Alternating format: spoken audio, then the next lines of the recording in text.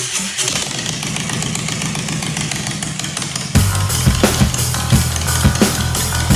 to the Big BoneYard. Enter at your own risk.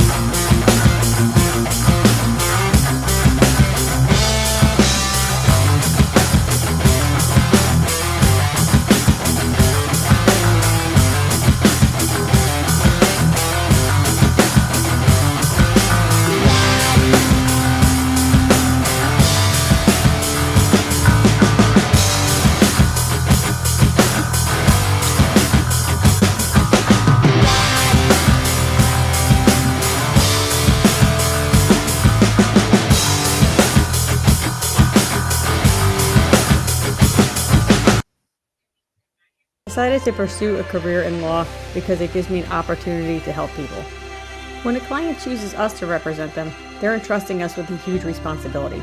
It's our goal to exceed their expectations with our personalized service and to help them to achieve the best possible recovery to compensate them for their injuries. That's where we come in. We come in and we solve that problem for them and really set them on the right track in order to try and get back to what their life was like before the accident happened.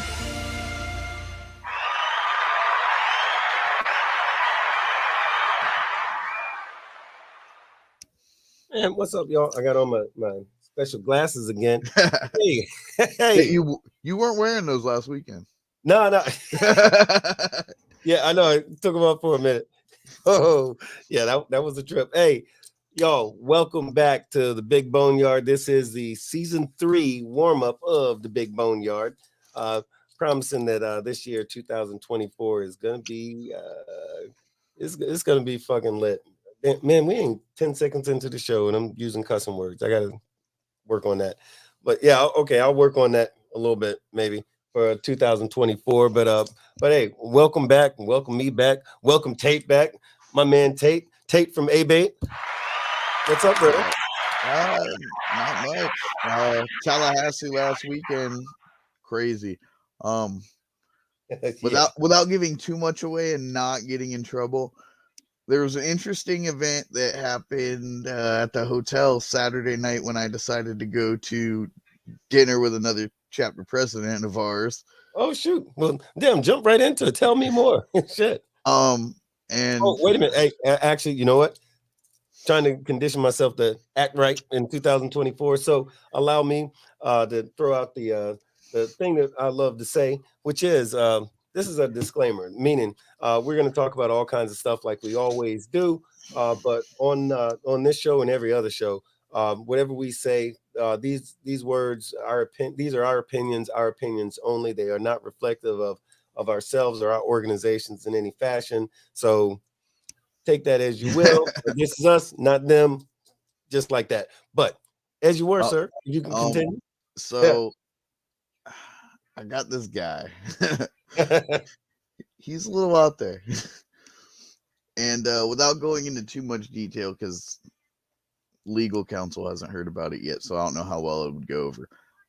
He raffled something off that I thought we'd get more money out of. He wound up in pain by the end of the night, but he's agreed to raffle it off every night at the campground. Wow. Okay, wait. Is this somebody who raffled something off at the state meeting? I mean, who got something at the state meeting or something else? No. Do Okay. you remember when somebody said that there was $250 made at the hotel the night before? Yeah. Yeah. Yeah. I'll Oh, go into details with you on that one later. gotcha. But Yeah. yeah, it was kind of Understood. interesting. Unfortunately the ride to the Capitol was canceled, so I rode home Sunday night, Well, just which that day, was not eventful. the day before it happened. It was just the Yeah, day yeah, of. yeah. Yeah. Just the Monday ride to the Capitol to meet with the senators got canceled due to weather conditions. Yeah. And being we're a safety and motorcycle rights organization and Yeah. now recently appointed sergeant at arms for the state. Hi, Yeah. Hey, Miami. congratulations, man. That's right. I was Thank gonna you. bring that up. I'm glad you brought it up because Um, that's a big deal. I had to express my concerns with the ride to the state capitol. The police weren't going to escort it due to rain, and I guess downtown Tallahassee floods when it rains. Yeah. For some reason, our insurance will cover motorcycle rides, not ski-doo rides. That, and I couldn't expect. I mean, you know, people like me, you, Alfie, a couple of us wouldn't have an issue blocking traffic. Right. Unfortunately, I can't ask people to block every traffic light between the hotel and the Capitol in the pouring rain. Right. Right. No, I feel you. But So, by the way, so by default, as state sergeant at arms, you by default are the road captain too, right? technically, unless I appoint a road captain. Okay. All right. Well, don't appoint me. Why not? I'm horrible. Well, if it'd be like last year, I you might wouldn't be have late. anything to lead with. Yeah. Yeah. Yeah. Right. Had a flat tire. Well, actually, Shane was 20 miles away from the hotel and the transmission went out in his truck. Oh, damn. Yeah, Okay. he putted all the way to the hotel, went downtown Tallahassee and bought him a new truck that day. Damn. Well, last year was crazy because me and Miami, we caught a flat, blew out on the interstate, and then the day of, out there at the Capitol, some guy has a friggin' borderline heart attack, which turned out not to be a heart attack, and Yeah. all kinds Oh, of yeah. sort of shit. But in the meantime, man, hey, how was your weekend though? This weekend was kind of crazy. My daughter went over to my mom's Friday night, wanted to be picked up Saturday. So last night I went and picked her up. My wife wound up sick.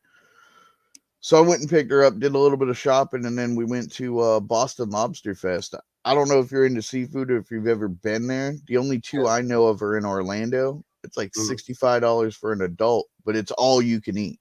Oh, damn. Lobster, crab legs, scallops, really? mussels, the whole nine. But you got to Tallahassee a little bit late. Yeah, a little bit. Care to dive into that one? Okay, all right. Let's see. What's that shit they always say on them murder mysteries and stuff? The names have been changed to protect. Yeah. All right.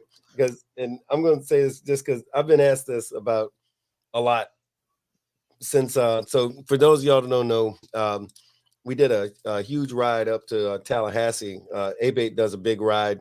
A lot of other folks join in, and do it every year. Go into the Capitol to talk to our lawmakers and all that kind of good stuff. Anyway, I had some other stuff to do on my way to Tallahassee. It was a busy day. Started like 0:30 in the morning. On one of my little stops there. Let me see. Let me clean this up a little bit. So, see what had happened was I was minding my own business. Allegedly. Yeah, allegedly. Me and some other folks that was there. So there's some guy who I do not know, never seen this guy a day before in my friggin' life. And he was upset with somebody from a certain organization, not my organization, but another organization. And I guess he just lumped everybody in together.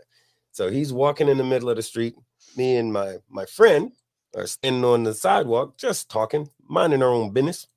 And this guy, as he's yelling at the crowd, kind of stops in front of me and my friend, and I can see across the street. He's got 5 of his buddies are with him. They're across the street. He's walking in the middle of the street, right in front of me. I'm talking 4 or 5 feet away. He's like, "Fuck you." He's saying to me, I think it's funny because I don't know this guy. I don't know what he's doing all this. This is like the wrong place to be trying to start some shit, right? Yeah. He's like, "Fuck you, you fucking nigger. Fuck you, you fucking nigger." Da, da, da, da, da, da. So my friend gets a little upset with all the because the guy's going on and on and on. So my friend steps off the curb because I see there's 5 guys behind him. I step off the curb with him, and this guy goes like that, and he pulls his shirt up to show the bad news. And he goes, yeah, I got something for you, you big fucking N-word, and da da da da da da. And as he's yelling at my friend, Got to be a white guy. yeah, he was. He was. And so he's doing all this yelling and so forth. And I realize he's not really watching me, but he's got that bad news with him. So as he's yelling at my boy, I said, hey, you know what? I got something for him. So as he's turning this way with his with the bad news, I give him one of those because I feared for my life. I was threatened. So I'll hook him up. He goes down. So I give him a little bit of that. What's the dude's name? I give him some of that George Floyd action, knee across the neck, and the bad news he was carrying falls out and it disappears.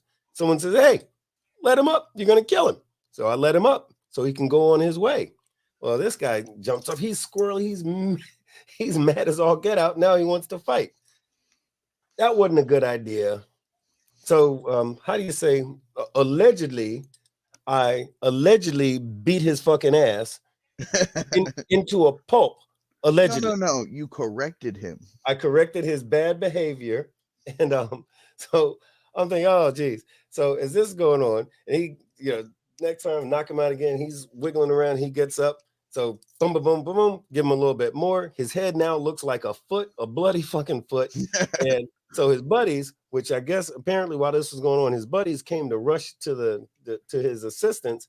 But apparently there were some other folks that were behind me who didn't allow that to happen because all of a sudden these guys, whoa, like that, and start backing up. So whatever was going on behind me, apparently it was enough to make these guys pump their brakes. They collect up their friend and they go to disappear.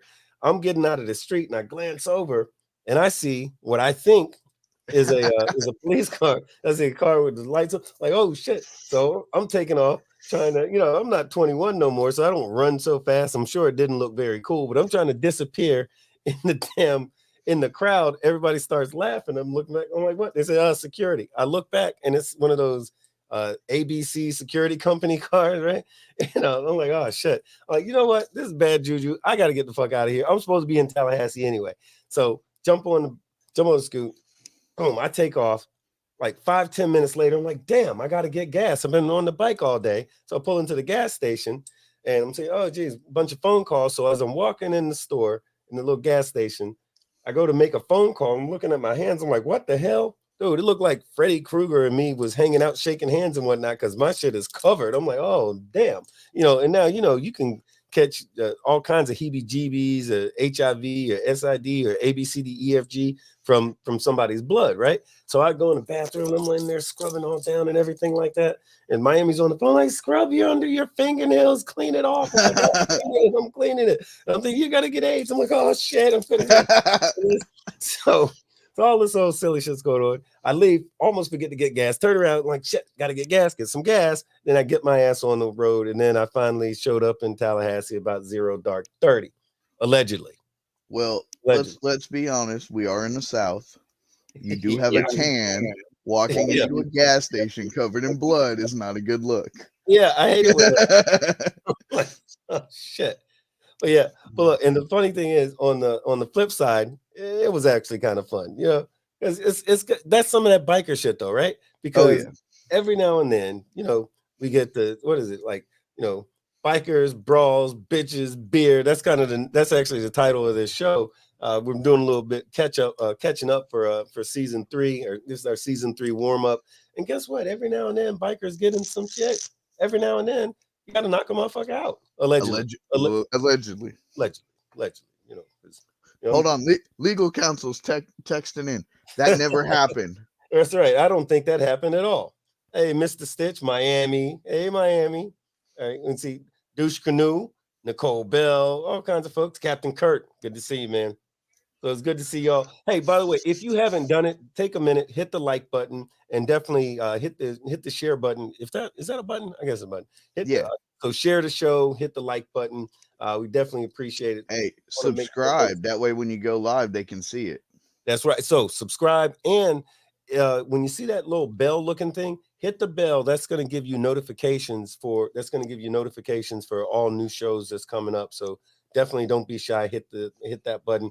Also, if you want to give us a call tonight, the phone number is 310-870-8994. If you want to give us a call and chop it up with us, we're going to be on the air for a little bit.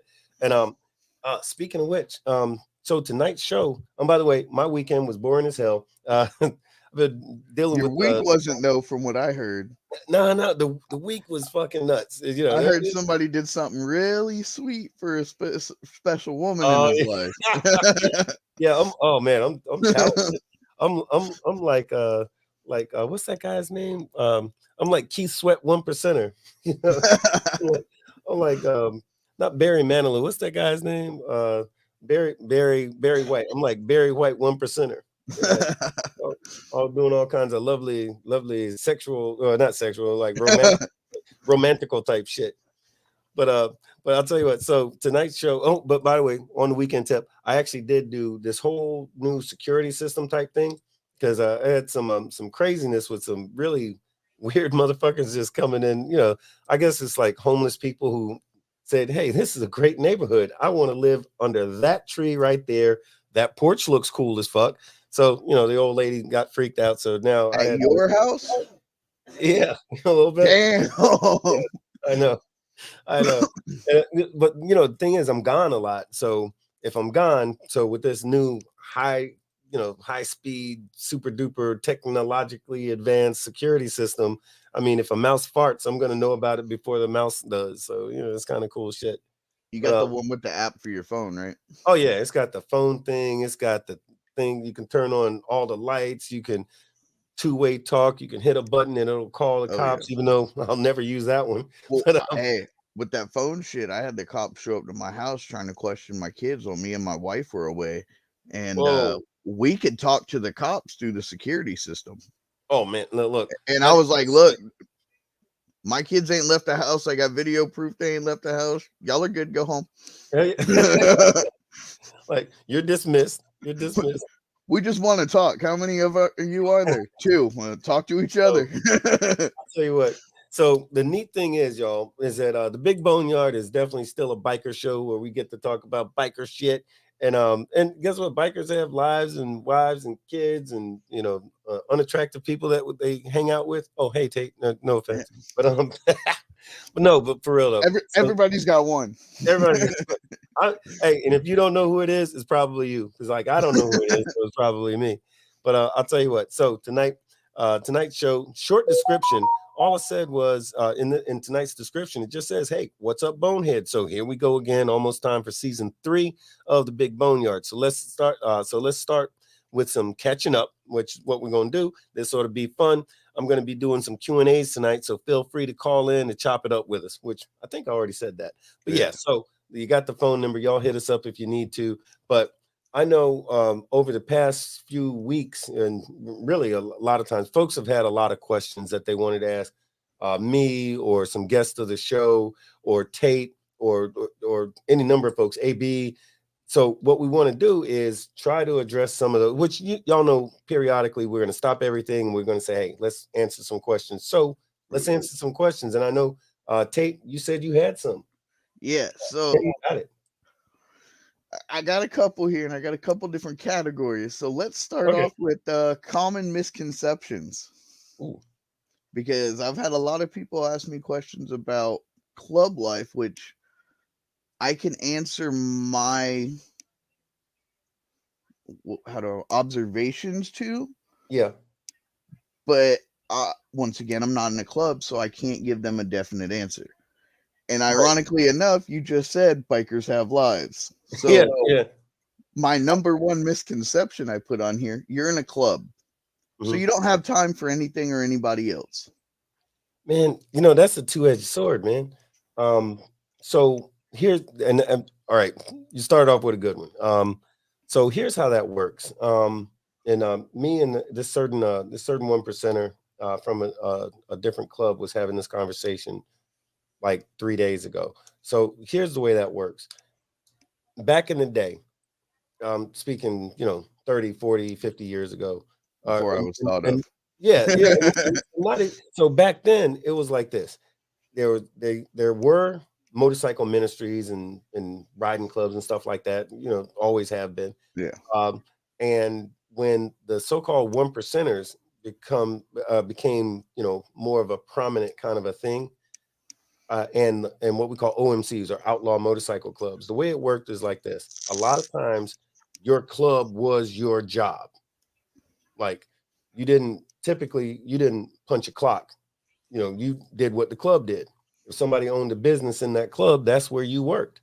Or a lot of times, even still today, a lot of one percenters work in the trades. And what I mean by that is they might be a plumber, an electrician, mechanic. He works for himself, or he Blue works collar shit.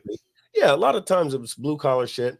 Not exclusively, but a lot of times it's blue collar shit. Whereas he can do what he wants to do when he wants to do it. If he leaves work because he's got a mandatory run to this six states over or something like that, guess what? He's gonna go. He's gonna make that run. When he gets back, he still has a job, or he still has an occupation. So like he's not gonna his employment is not going to suffer because he's in a club. And especially if he's in a certain type of club, that ties in real well, right? Same difference with OMCs. Whereas if you flash forward to 2024, it's not uncommon to run into a one percenter who's I literally have known one percenters that are doctors, attorneys, professors of universities, and all kinds of Honestly, stuff. we have a one percenter from a specific club here in Lake County. He's a attorney. Yeah. And a couple years ago, he actually ran for judge.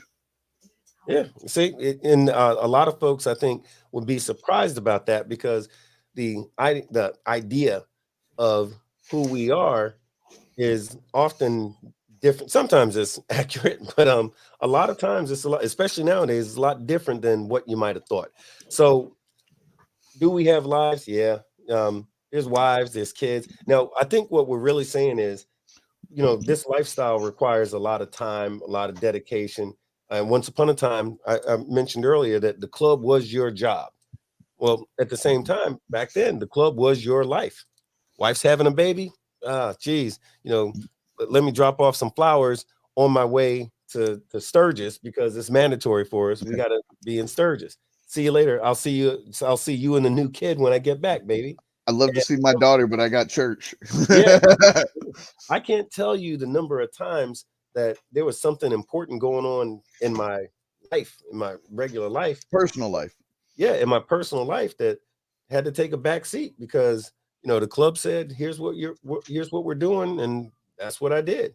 And especially in your and even though to some degree you should maintain, in my opinion, you should maintain a good level of dedication to your club, but after you've been in for a little bit, you've earned your stripes, so to speak. Your dedication is not to be questioned. You should be able to learn how to balance your club life and your regular life. And if you're like me, those things collide real well.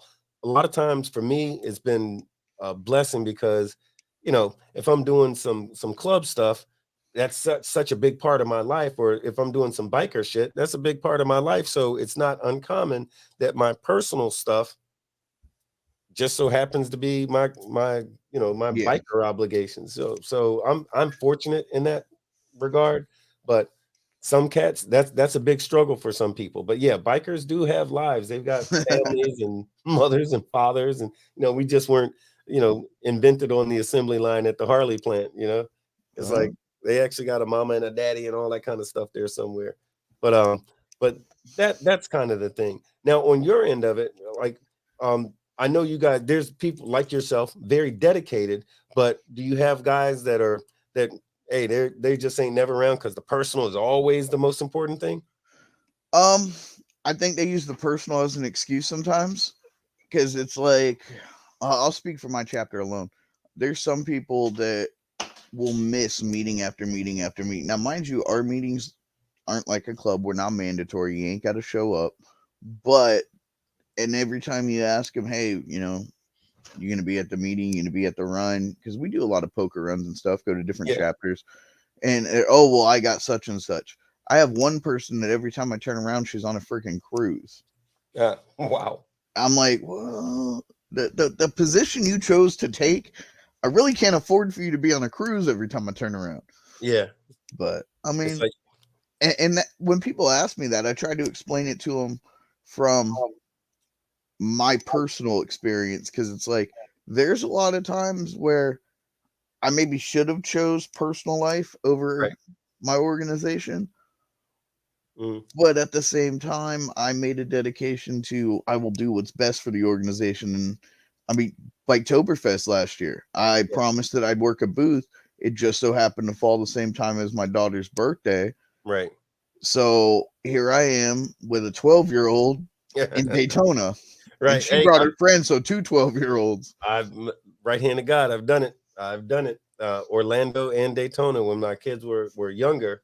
When me and the ex were split up, this years ago, and I had my daughters. It was that weekend that it was my weekend, right?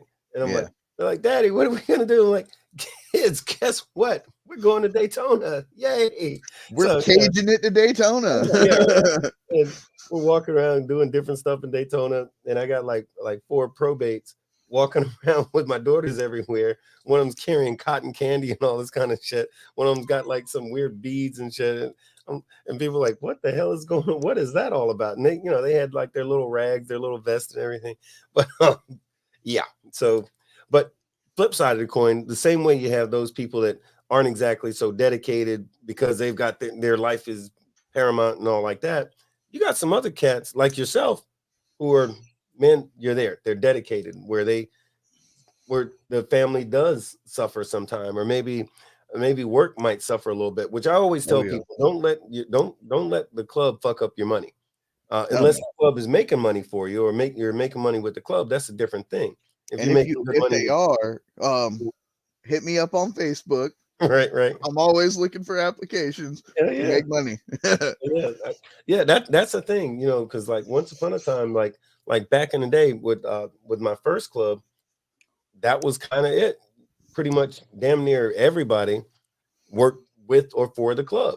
And we did great. It was all right.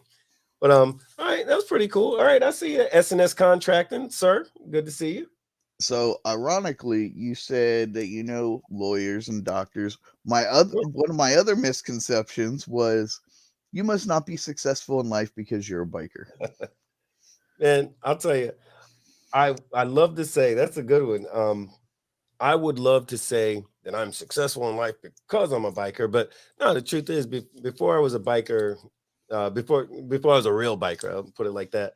I'm a Marine, so I was in the Marine Corps, but I'm also blessed to come from a crazy strong ass family.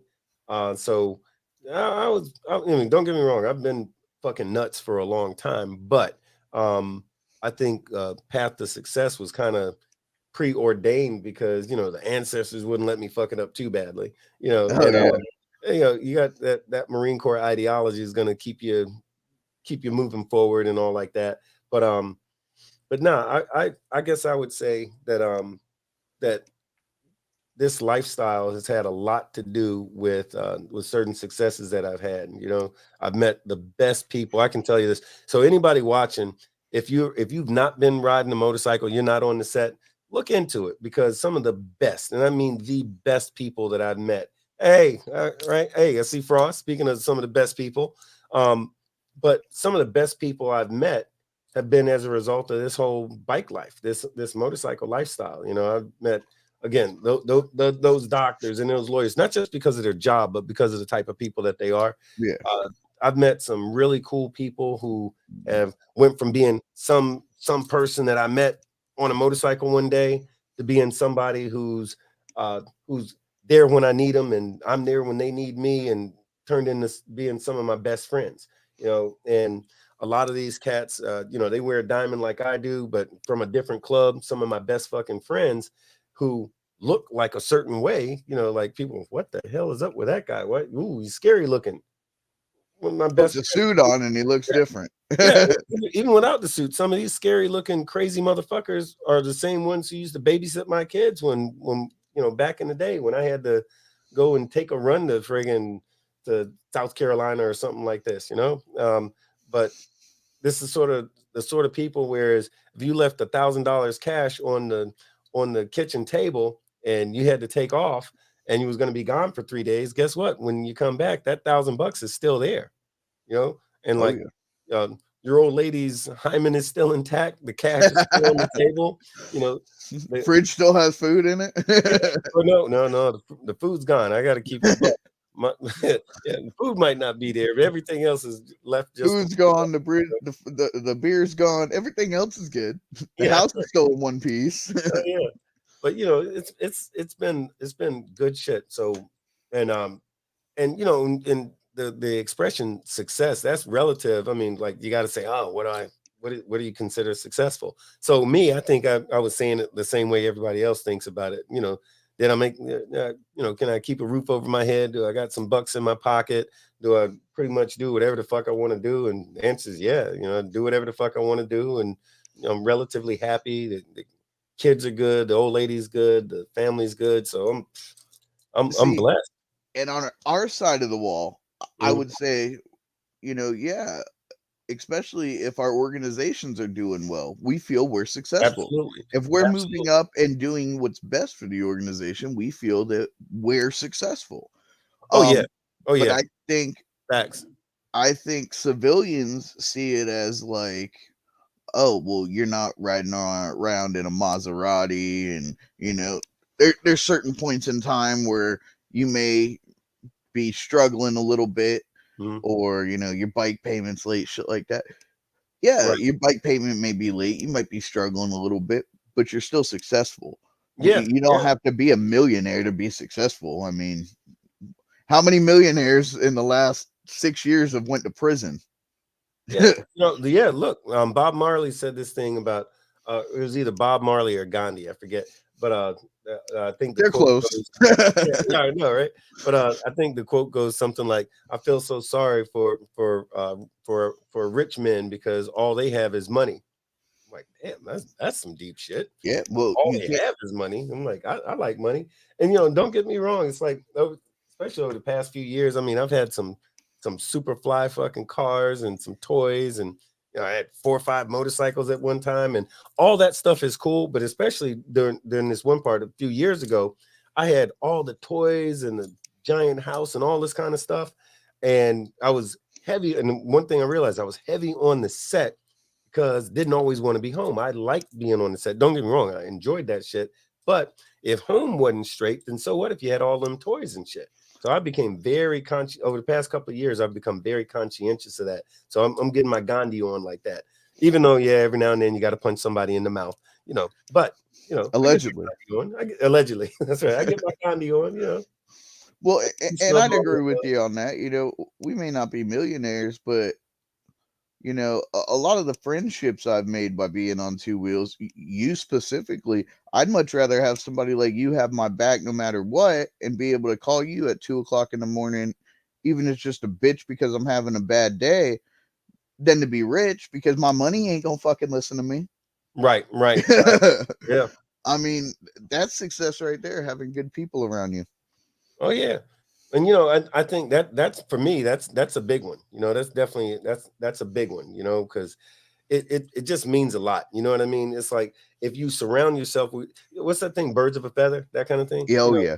I believe that shit. You know, it's like if you're surrounded by a bunch of dumbasses, guess what? Chances are, you know, like a thing I always say, here I go, I'm doing all my quotes tonight. But a thing that I've been saying for years is that if you're the smartest guy in a room, find a different room because you ain't gonna learn nothing in that room. If you're the smartest guy in the room, you got a problem. You know, Oh yeah. you can't grow being the smartest guy in the room and you're the only guy that knows everything. I say all the time, I don't know everything. So sometimes I don't know shit. But what I do know enough to surround myself with folks who can challenge me, help me grow, help me be better. You know what I mean? Somebody who's gonna have my back if I need it, and somebody whose back I want to have his back, you know, like that kind of thing, you know. But Hey, refresh my memory. Who's kickstands down? Frost. That's Oh, Frost what's up, Frost? and damn. I'm used to Frost seeing and Trouble. Frost pop up there, not kickstands down. So when he was Yeah. shouting out, I'm like, who the hell is that? Yeah, that's oh yeah, and Frost, he just mentioned about the movie Riding Dirty. So it's like all these really cool things that happen, that surround yourself with good positive people, good positive things happen, and even in this bike, especially in this biker lifestyle, because just because somebody's on a bike doesn't mean they're a cool person. It just means they're on a bike, just because they got a patch on doesn't make them necessarily the best person, just means they got a patch.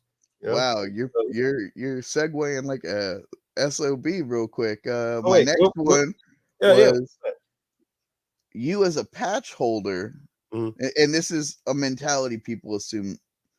You as a patch holder are better than any non-club members. Wait, say that again. Tell me what you said. We're still under as a patch member. we're still under common misconceptions. Oh, okay, gotcha. All right, And they're saying the misconception is the mentality that you as a patch holder, and this is a two-part question. okay. You as a patch holder are better than non-club members in All right, okay. not Gotcha. within the club, but in general, like you're out and at an event. Okay.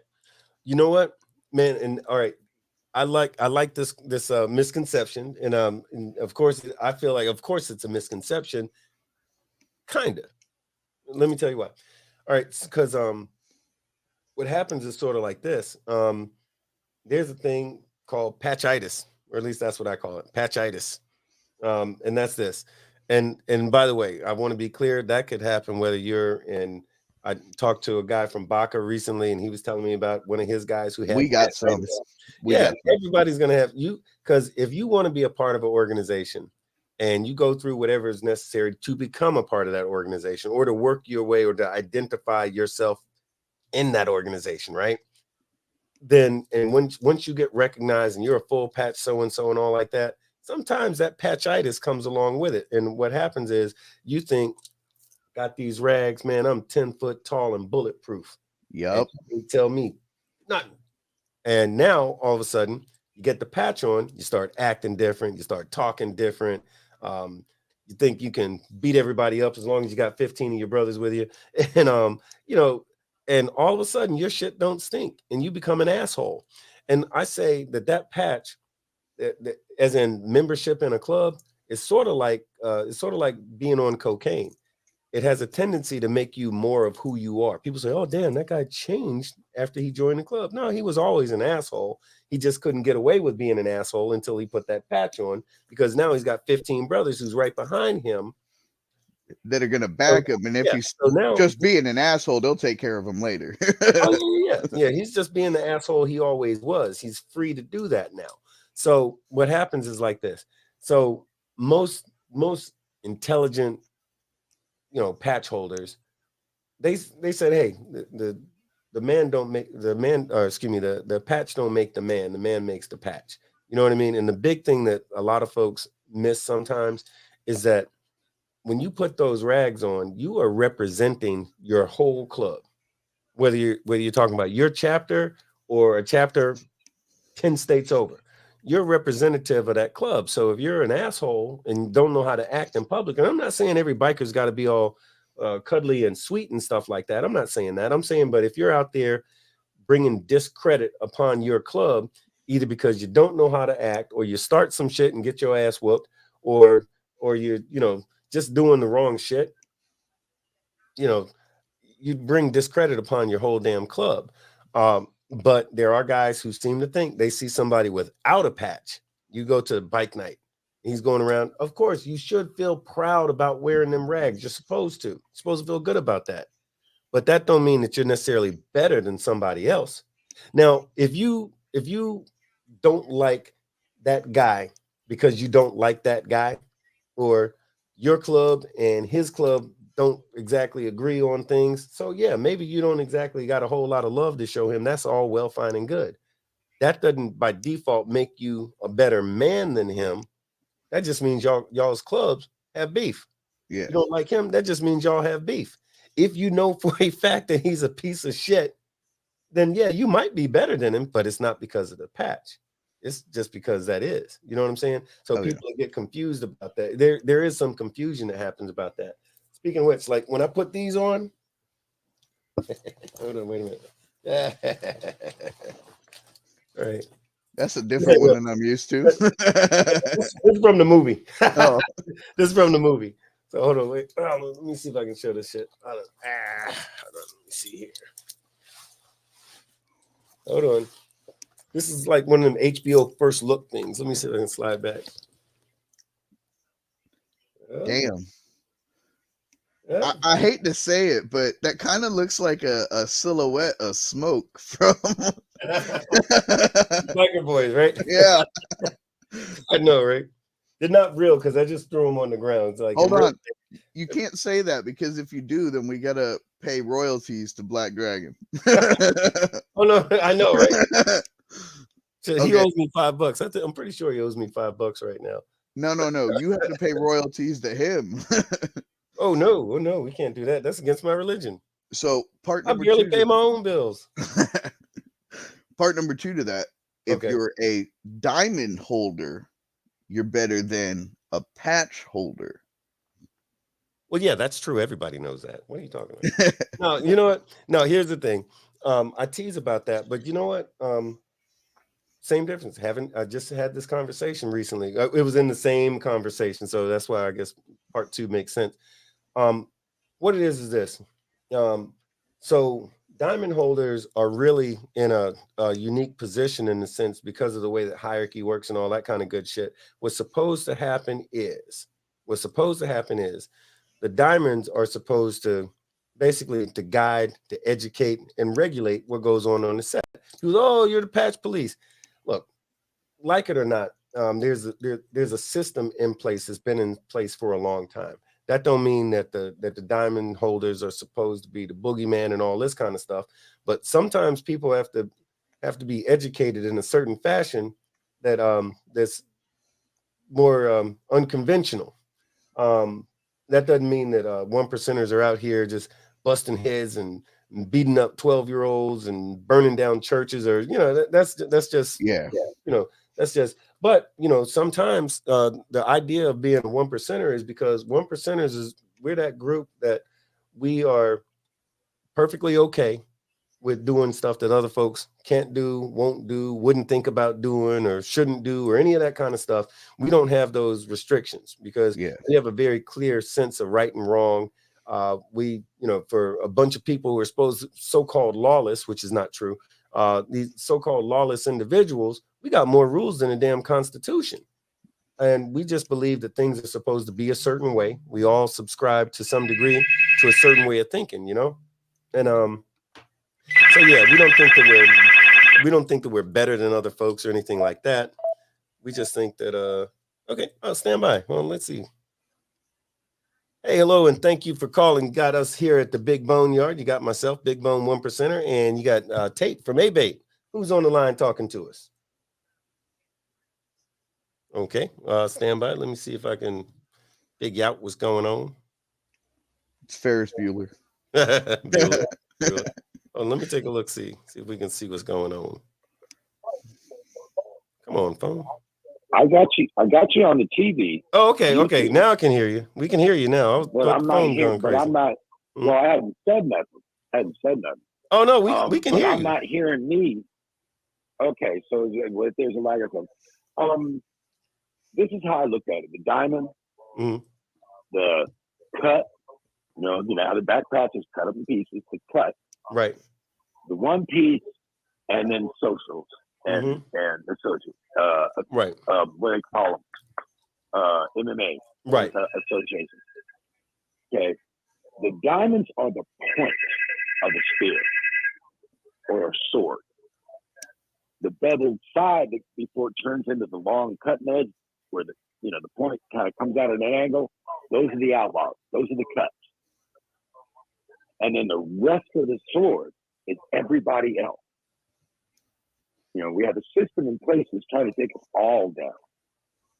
Every single motorcycle out there, they're trying to take us all down. So you figure with Brother Tate here with AATE is an organization, believe it or not, it's part of that bevel spot. It's not as targeted, but it's very, very sharp. Okay, I forgot TV. Right.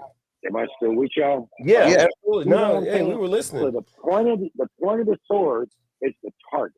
We got to be the point. We have to be what pushes that first, makes that first break in the system or the skin. And then all the supports of those guys that are targeted the most are people like Tate that come with laws and lobbying. People that outlaws that run and ride like professional bikers with class represented. And then everybody follows suit. You know, that's kind of how I look at it. But that 1% thing, and I had a big, dusty, old, broken down red S on my chest when I came to this club. They just gave me a diamond to keep me quiet.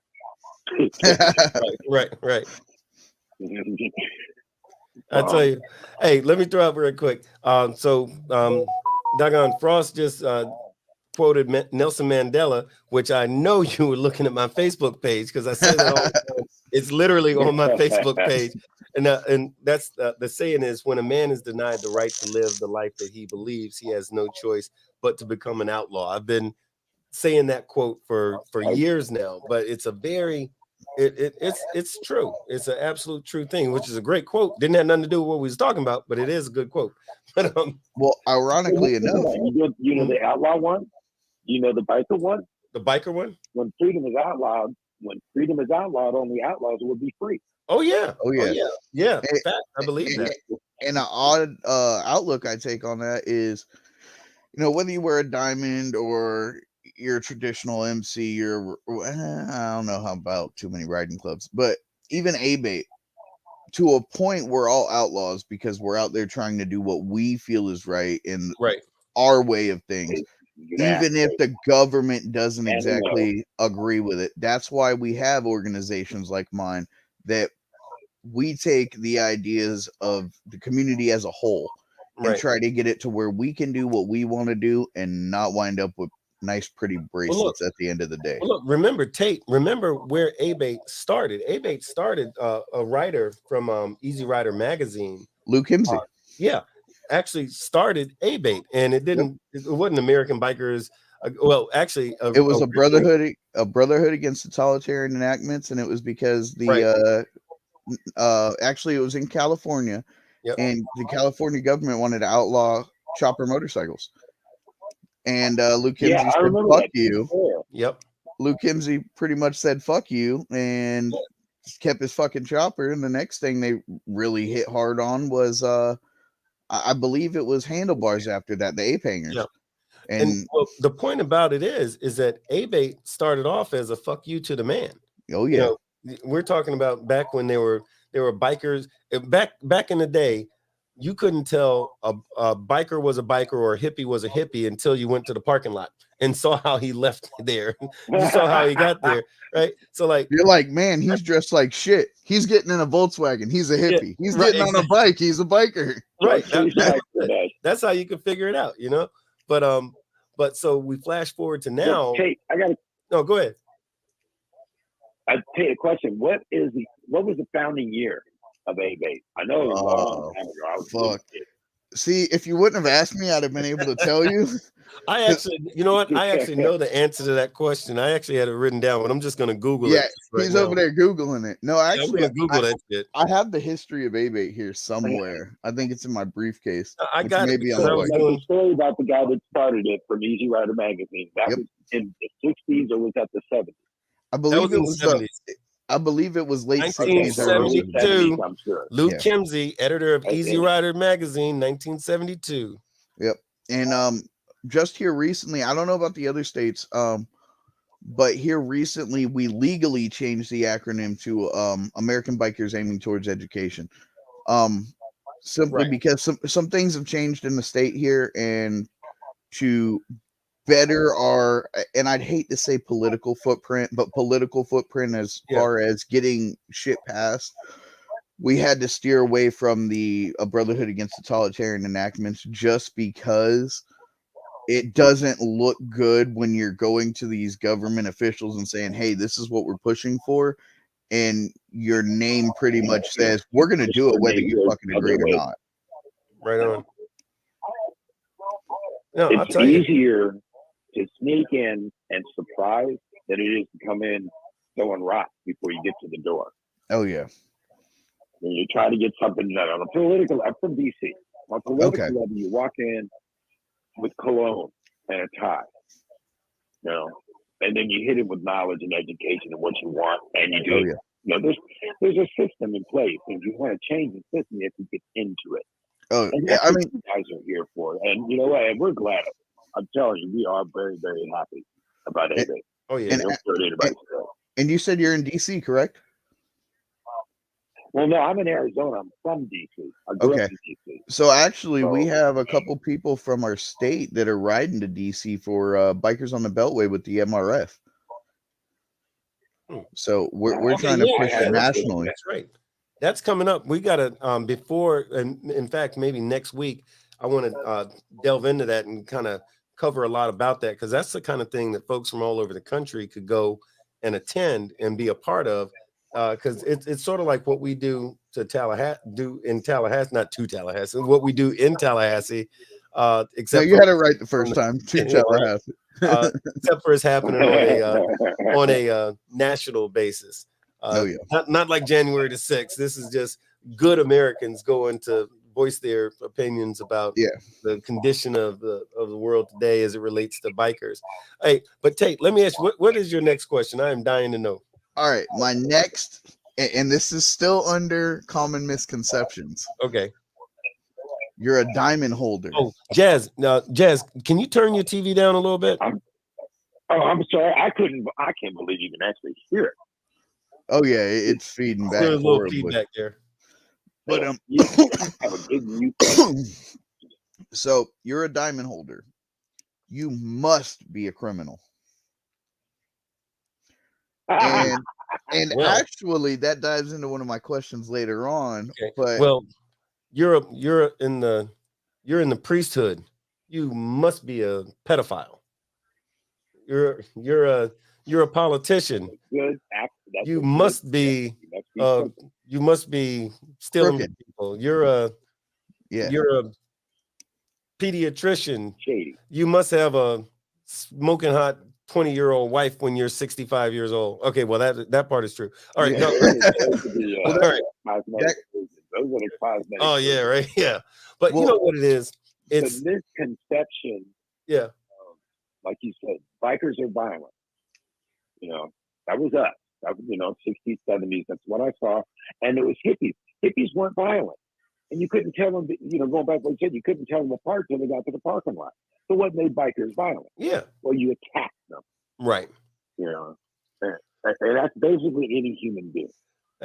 Hey, Jazz, do you If you got a remember? diamond on, you're a criminal. Oh Yeah. my gosh. Jazz, Outlaw does not mean criminal. It means I live outside the Constitution. I live outside with a Constitution that was written, and I don't like the way you're trying to not enforce it with me. Right. oh yeah, I'm Jazz. against your law. You remember the Yeah. TV show, the Mod Squad?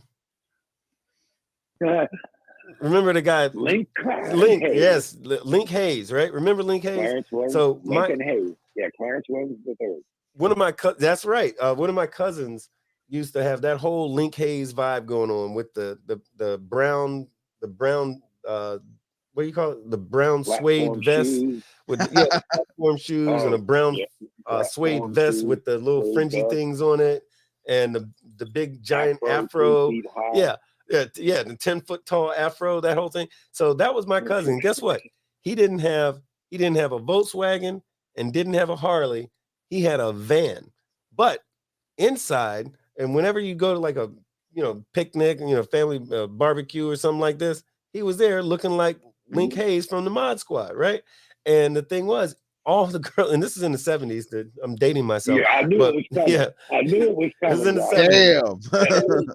But at the time, all of the girls just knew that he must have been, because this was in the South, this was in Virginia Beach. So and back then in Virginia Beach in the 70s, man, if you were a biker, that was it. Man. That was it, right? Man, So Ocean City and Virginia Beach. yeah, everybody thought he was a biker, and here's the thing: loved him to death, couldn't fight his way out of paper bag, so he wasn't violent. He was like that dude, the ladies' man that used to be on Saturday Night Live. He was like that dude, So he always had that Oh look. man, who did But that? oh yeah, but I will tell you this in regard to your question though, Tate. It's like this. That's a huge misconception. What happens is like this, and the reason I mentioned, priests and doctors and all this other stuff. So It's a stereotype. The motorcycle club is not a criminal organization. A gang. It's not a gang. But what I'm saying is just like a whole lot of other organizations. I could be talking about the Boy Scouts of America. The Boy Scouts of America is not a criminal organization. It's an organization that has had one or two criminals in it, just like the U.S. Senate or U.S. House of Representatives or the Catholic Church or Tallahassee, Florida right now, or the Catholic Church. So any organization can have somebody in that organization that may commit a crime or that may be accused of committing a crime. That does not therefore make that, by default, that doesn't make that organization or that group of folks automatically criminals. Are there people who have? I got one for you. Yeah, but does that mean that that bikers have never fallen short of the law? Well, yeah, no. Some people have, but that doesn't mean that this organization is now a bunch of criminals. That's something that it's sexy. It sells.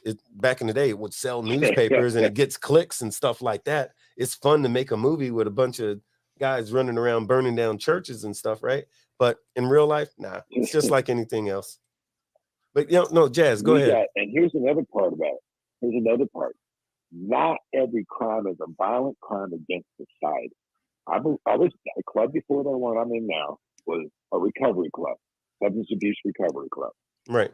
And the dominant club asked our national president, I just happened to say this, how many of you guys are felons? And he looked at it, and I turned and looked at probably all of us, because a lot of people had felony DUIs. Oh. And at that time, our chapter, I was the only one that didn't. Hey, let me tell you Good something. point. Hey, let me throw something out there, and Tate, you'll dig this one. So we've been working. Last year, we worked. A number of us worked really diligently on this funding from the government, from the state of Florida, for motorcycle safety awareness and education. And so we secured a whole bunch of money, and so got a whole bunch of money and all like that. But we tried to get a whole bunch of money. Yeah, still working on some of that. But what happened the day that the governor was going to sign the bill, right? Typically, for those of y'all that don't know, when a governor signs a bill, just like a president signs a bill, they make a big hoopla out of it. It's like a big press release, and they've got cameras, and they put it on TV and the whole thing, right? Yeah. So when they were doing this, I got several calls to come to the Capitol and stand with the governor as he signed this bill that we worked so hard for, because to recognize my contribution to the hard work of us getting all this money. And I said, nope, ain't gonna do it. Let me tell you why. Because for two reasons. One, because I just had a whole big debate with somebody about, oh, you're a 1%er, so you shouldn't, early on in the process, I shouldn't be involved in the process because I'm a 1%er, which is about a bunch of bullshit. But here's the thing. So flash forward, they asked me to come to stand there next to the governor while he signs this bill into law. I didn't do it. But out of the folks that's there, and no disrespect to anybody that was there, but I know for a fact that there was at least 10 felons standing next to the damn governor. Oh, yeah. But the shit talking that I got was, well, early on was, oh, well, you're a 1%er, and 1%ers are this and 1%ers are that. This is somebody who's not even a biker trying to tell me about it.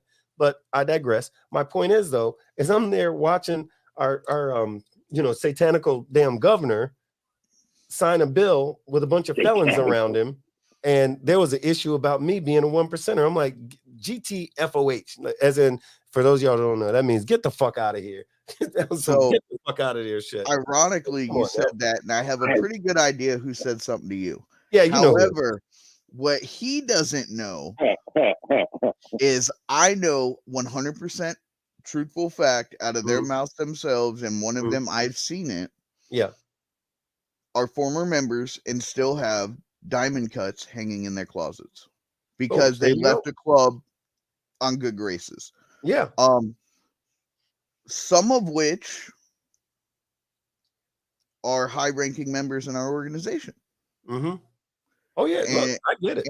And just because this one individual doesn't like the look of 1%ers, he's a very intelligent individual, but I think he needs to do some more deep diving. I mean, for his job, he's got to be an intelligent individual. He's intelligent, but what happens is there's some confusion there. I think he has this. So fuck it. Let me, fuck all, I'm not at the White House or at the Capitol, so I'm going to say it like I mean it. I think this individual, one of his problems is he don't like those of us that have these good built-in tans. I understand that. So there's that. Also, not a big fan of women. Basically, anybody who doesn't fit the cookie cutter Republican National Convention membership look, if you don't look like that, then he don't have a whole lot of use for you, including bikers, which is just funny as all hell. But I digress. Hey, you know what? I'm going to get off that because I'll go down the damn rabbit hole on this one. So next question, please, sir.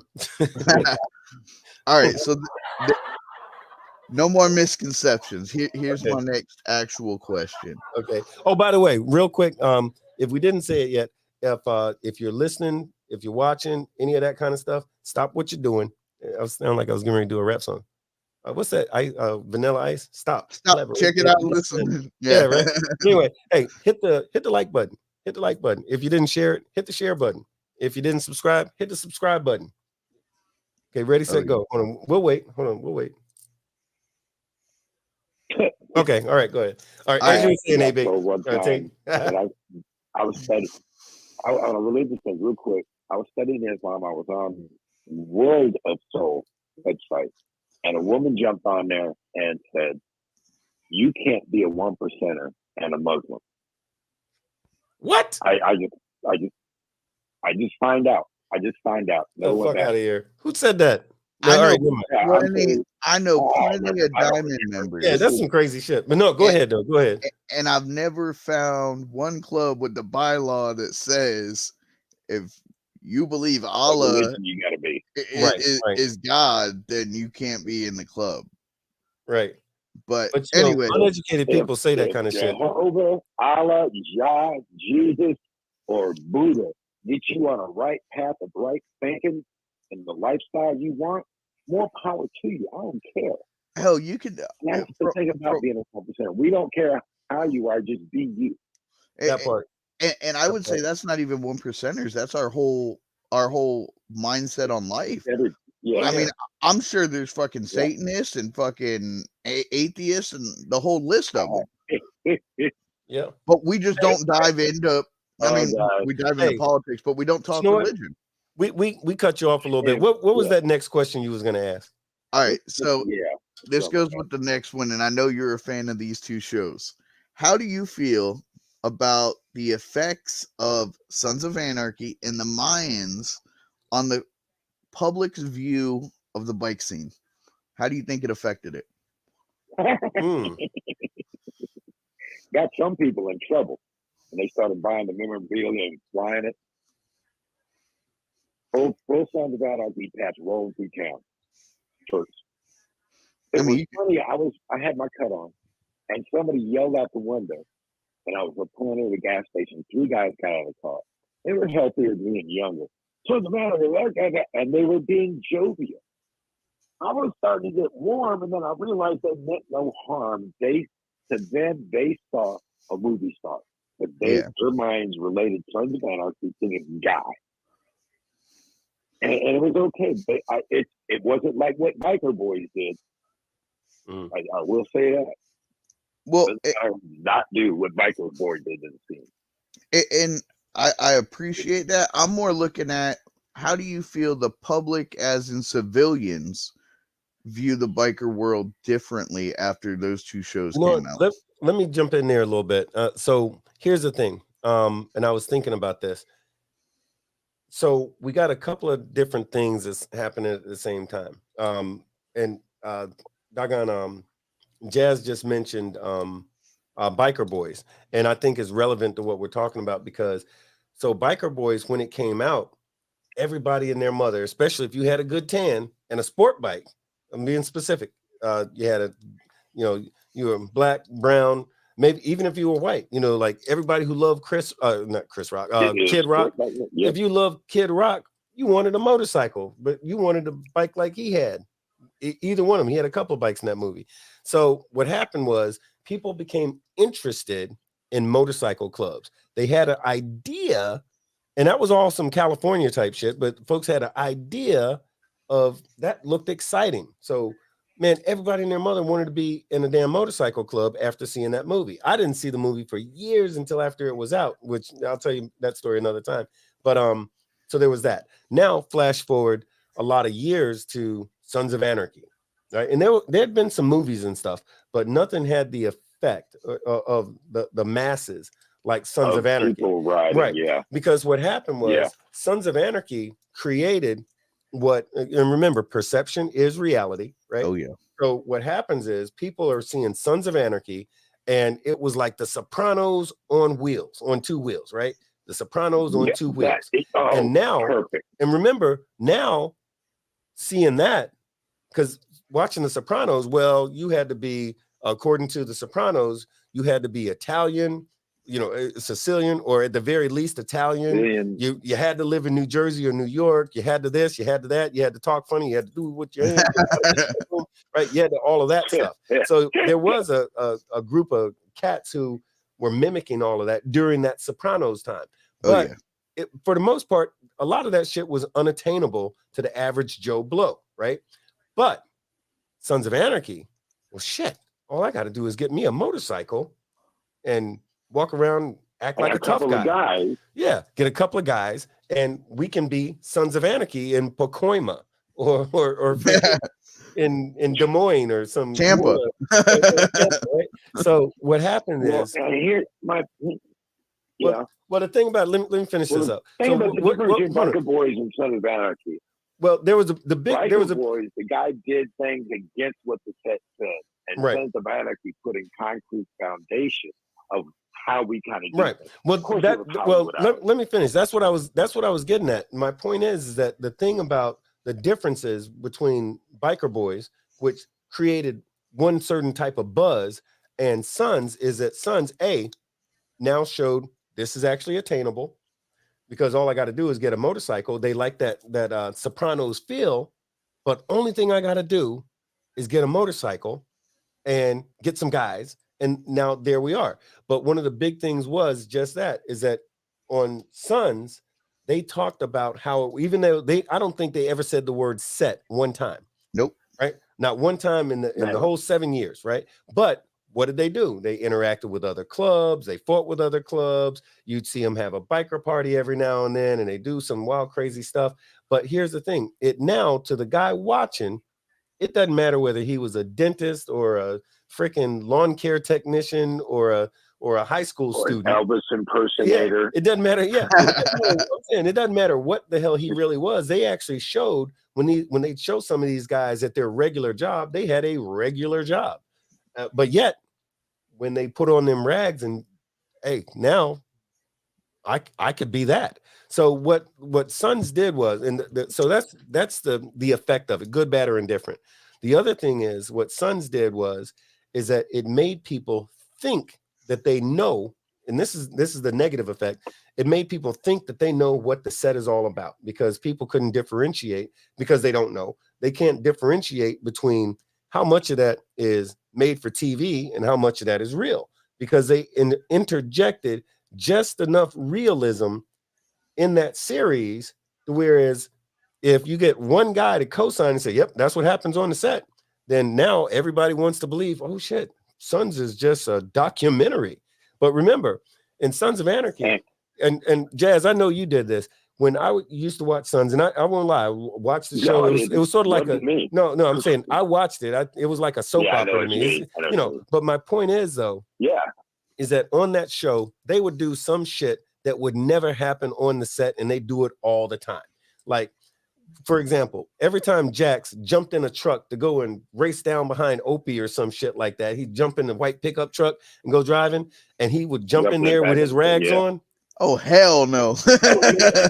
I Yeah, wanted yeah. to jump through the damn screen and choke the shit out of Jax Teller, because how you're the president of a club. How the hell are you doing that? That Or is the number one thing. yeah, they do, You and they never do it. cage your color. Yeah, no, I know that, and you know that, but on that show, Yeah, that's you the know thing that they too. did all the time. Like, so any idiot All that's the time. watching it, they believe that. So when I see Chibs would roll up, and see, I watch the show, that's how I know their name. So Chibs would roll up and he go, "Hey brother, how you doing, my brother?" And he'd grab his hands and they'd brother each other all over the place. Brother, brother, brother, brother, brother. Yeah, we say that a lot, but they abuse the hell out of that word on the show. But the part two was he'd pull up on the bike and he'd slap hand, like dap it up with somebody with his gloves on. So amongst us, that's some disrespectful shit. But on TV, that's just if you okay. got your gloves on, I'll hug somebody with my gloves on. I won't shake hands. Right. Right. But that's what I'm saying though. On the show, that's just how they get down. But it's a whole. So my point is though, is of course it is TV, but a lot of people, for one reason or another, would kind of think, hey, this is so that's where it goes back to us, as far as those of us that are on the set. We're part of the motorcycle community, whether you're an MM, friggin' social club, whether you're AATE, whether you're a 1%er. It's our job to dispel that bullshit. We have to educate the masses, not to everybody, but if you're dealing with somebody and they just got these ideas, take it upon yourself to educate them if you can, because sometimes that the lack of education is going to cause somebody an ass whooping. So if you give a damn about them, maybe you educate them to save them, let them keep some skin on their hide, And when people will ask me, so anyway, that's kind of like Sons of Anarchy, right? And I was like, well, it depends on how you look at it. And they're like, well, what do you mean? I was like, am I going around killing people and running drugs and guns and this, that, and the other? I'm like, no. But if I go to another club or another chapter's club or meeting, we don't really have clubhouses, or event, do I still get the respect of being a president, being the state sergeant at arms? Yes, that respect is still there, just like if they come to mine. However, when people ask me this, I tend to lead them towards, and I think it was Discovery Channel that did it, and it wasn't sanctioned, so it got shut down pretty quick. Good luck trying to find any episodes unless you find them on YouTube. That's where I found them. Phoenix Rising. They followed a specific diamond club. Yeah, I remember that. To me, that, at least from my perspective, that's closer to club life than the bullshit they put on Sons of Anarchy and Mayans. Because let's face it, Mayans, they were killing people left and right, and I ain't see any cops. Yeah, and look, or what you call it though? Yeah, that was the thing. Well, now the thing that was the strongest was that each chapter, especially Mother chapter, Sam Crow, family was what was important. So you did watch it. Dinner. Yeah, every episode. Oh yeah, I'm religiously. I'll go back and binge it because first off, I love motorcycles. Yeah, that's what got me. It's a nice storyline for Hollywood. It really is. But if you really want to see what the biker life is on Hollywood, go watch Hell's Angels on Wheels. Yeah. Oh yeah. No. Go see The Wild One. Or read a book. Where they didn't have the imagination. Or read a book. Yeah, look. Who did the book? Look, our brother Prophet wrote a great book. Realistic. Yeah, look, our brother Prophet wrote a book. A Dragon has like 75 books right now, Black Dragon. And, we have I'm actually going to write a book this year. We had a guy in Lake County. His name's Al Paquette. I'm sure you know him because he's been to NCOM millions of times. Yeah. He wrote a book. Yeah, he's spoken NCOM.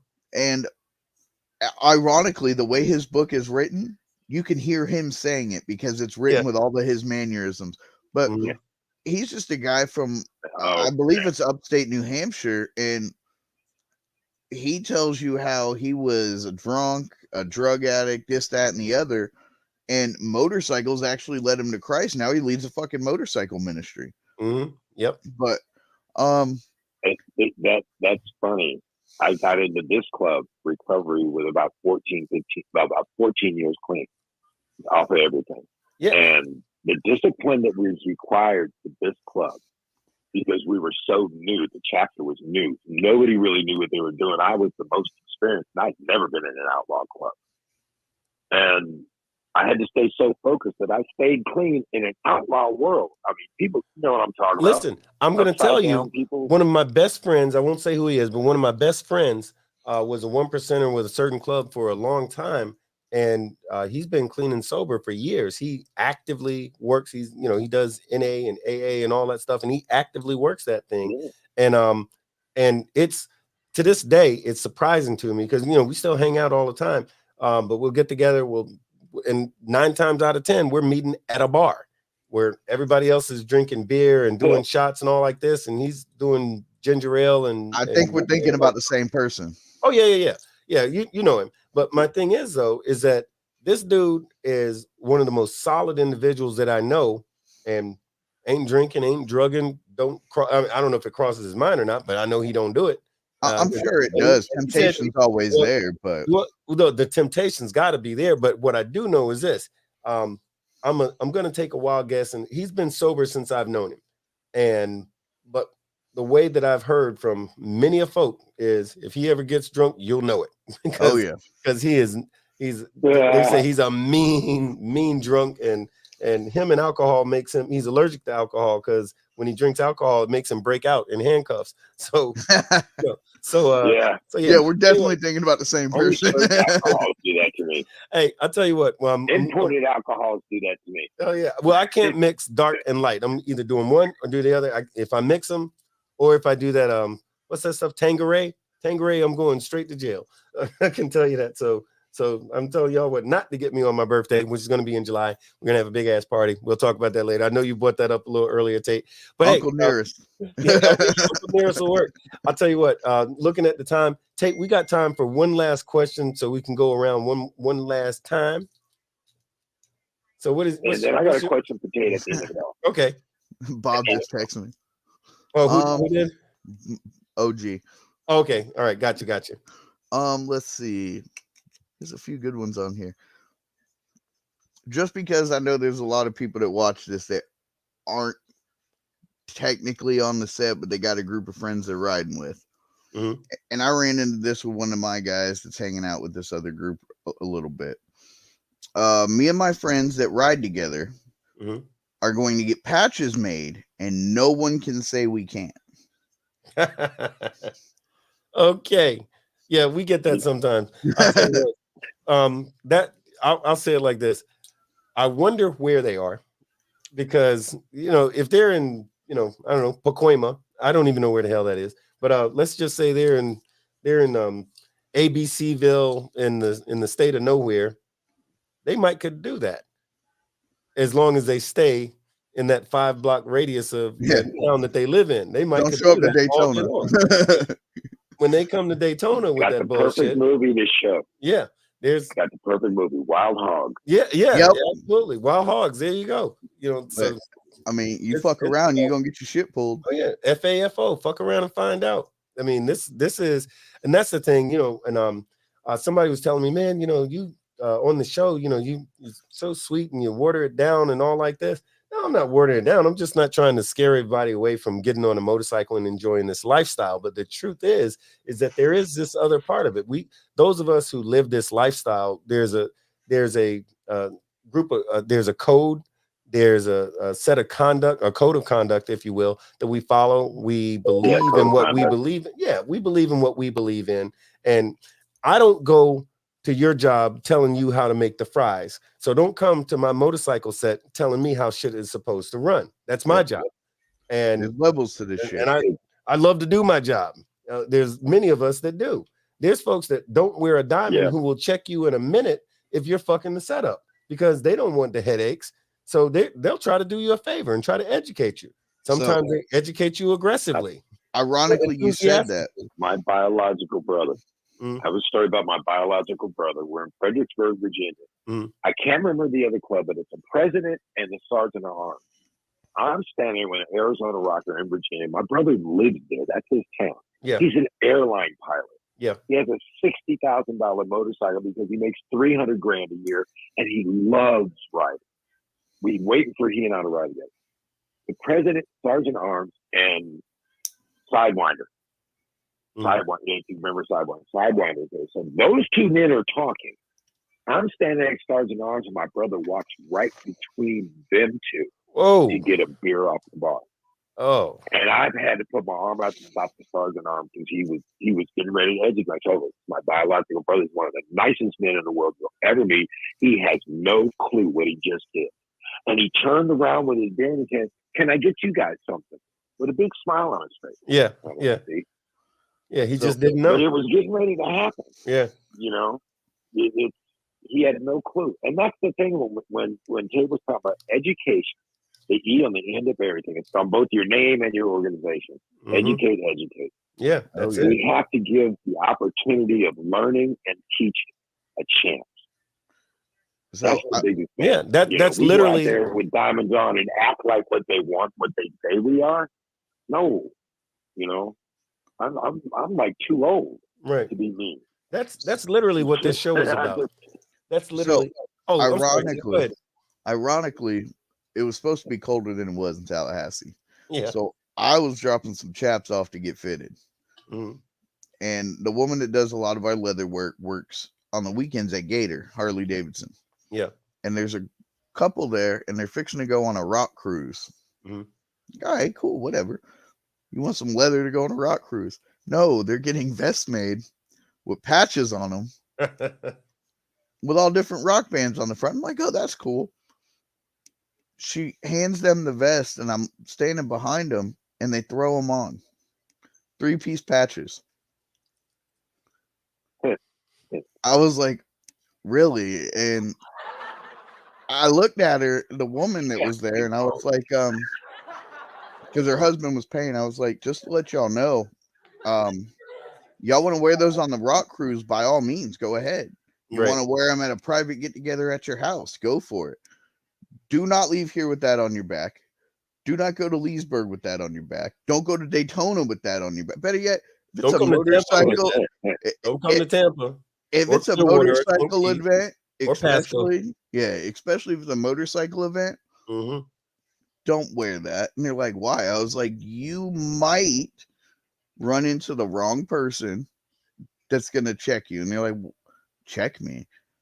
They're going to pat me down? And I'm like, no, that's highly disrespectful because you didn't earn that. In a way. Yeah.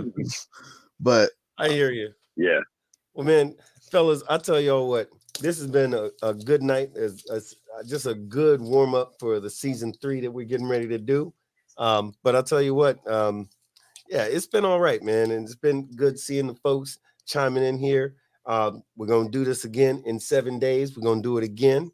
But sure? Hey, yeah, I'm sure. Hey, we're back in. Hey, Jazz, it's always good to hear from you, brother. Hadn't talked to you in a while, so it's great to hear from you. And Tate, I got my timing down. Oh, wait, Jazz, you had a question you wanted to ask Tate. Something. What was it? I did. Well, Kate, I lived up in Hagerstown, Maryland, and I met the president there, and he helped me do some groundwork when I brought my pat by myself there to get permission to fly in that state. Okay. And I think his name was Pappy. I can't remember, but I just want to give a hand out because I was in recovery, and so was that dominant club president. And I just to let you know, if it wasn't for Pappy letting him know that he was telling me what meeting he went to, and we had our talk, it was just a cool thing. I do got to brag about something. Unity Ride just happened on the 17th. All the diamonds in my area went to a barbecue together, and it was like riding with your next door neighbor. It was the coolest thing in the world. First time ever. You know about all the diamonds on the dark side of things. We had a war going on, and what happened, I think it was the PRO convention, got on Facebook, it surprised the shit out of me. And then it happened here, and I got to go. So I'm like, history gets made by us. You just got to embrace it. Right on. That Well was a said. passion thing. That was a passion thing for my side. Oh, yeah. It was all cool right. to see clubs that we used to shoot at, that used to shoot it up, Yeah. break bread, and share the win. Hell It yeah. was cool. Yeah, man. And there's a lot of peace going on right now. So that's definitely a good thing too. Hey, Tate, what do you got to say to the folks as a parting words to say to the folks tonight? Actually, I got something to post out there. Let me see if I can pull it up real quick. I gotta see where that email went. People don't know me and Boner are in the same club. We love each other, but we don't like each other. I think he's just too pretty. Well, I've been called a lot of things lately, but that pretty stuff, that's a lie I be telling all the time. Nobody believes me though. So I just solidified when they called you a lie. No, I called him pretty. Yes, I did it. I don't know if I'm the only one, but I found the Senate bill number. I ain't find the House bill number, but anybody in Florida needs to blow up their oh, here we go. Their legislators, House Bill 1133 and Senate Bill. Come on, where the hell we go? House Bill what? 1133. 1133 and Senate Bill what? Where the fuck did it go? Well, they can find the Senate bill if they got. Yeah, they can find that Senate bill if they got the House bill. So Y'all need to. What's the phone number? I don't have a phone number. I got the Senate, the bill number 1133. Look up the Senate bill. Get a hold of your representatives in the House of Representatives in the state of Florida. Get a hold of your senators in the state of Florida. Push that through. Because right now we are fighting in the state of Florida to get stiffer penalties for vulnerable road users. A lot of people don't realize in the state of Florida, if you hit and kill me in my truck, it's vehicular manslaughter.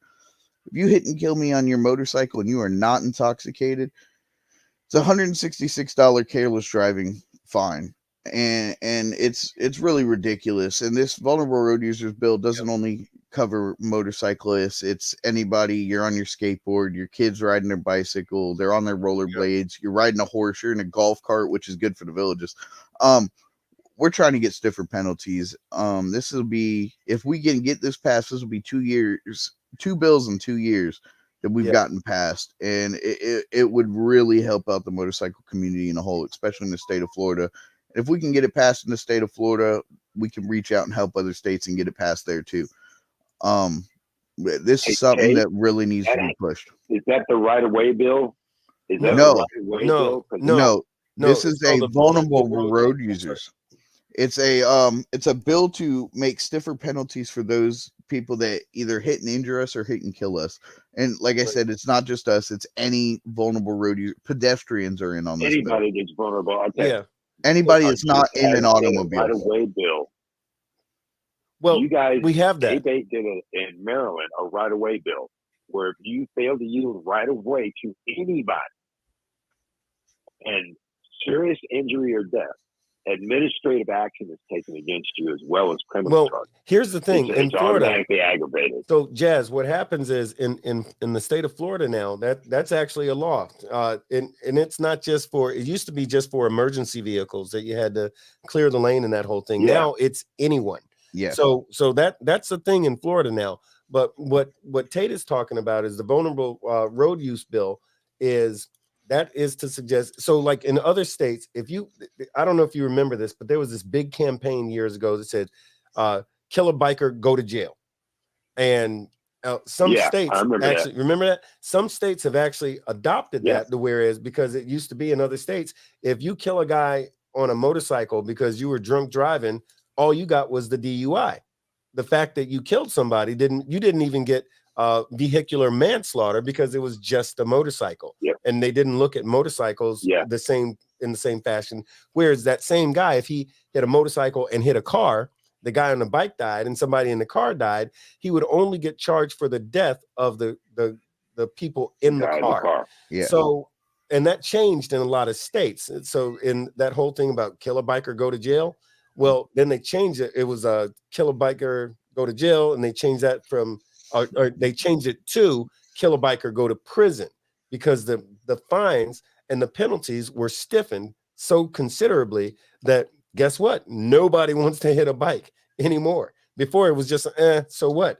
And in Florida, it's been that way for far too long, because in Florida, this is one of these 24/7 biker states. We got 12 months of summer here.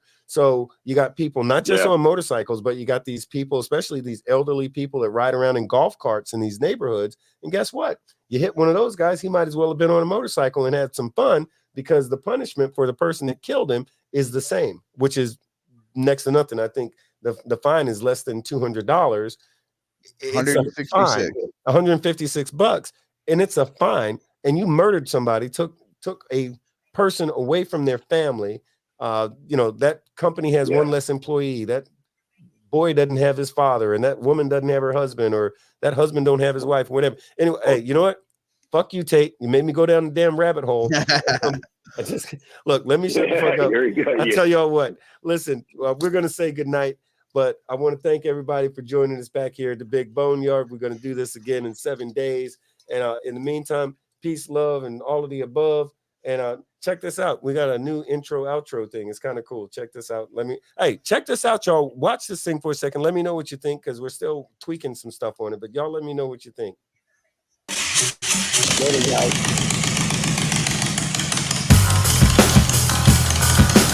Welcome to the Big BoneYard.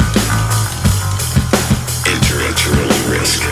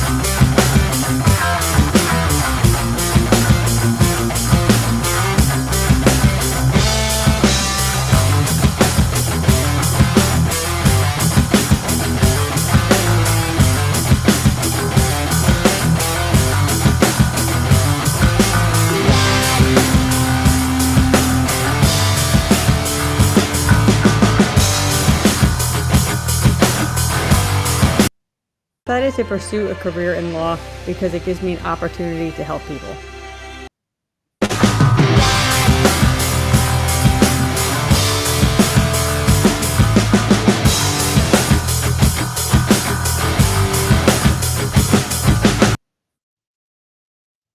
Decided to pursue a career in law because it gives me an opportunity to help people. When a client chooses us to represent them, they're entrusting us with a huge responsibility.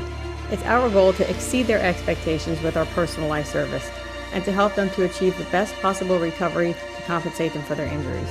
That's where we come in. We come in and we solve that problem for them and really set them on the right track in order to try and get back to what their life was like before the accident happened. All right, that was fun.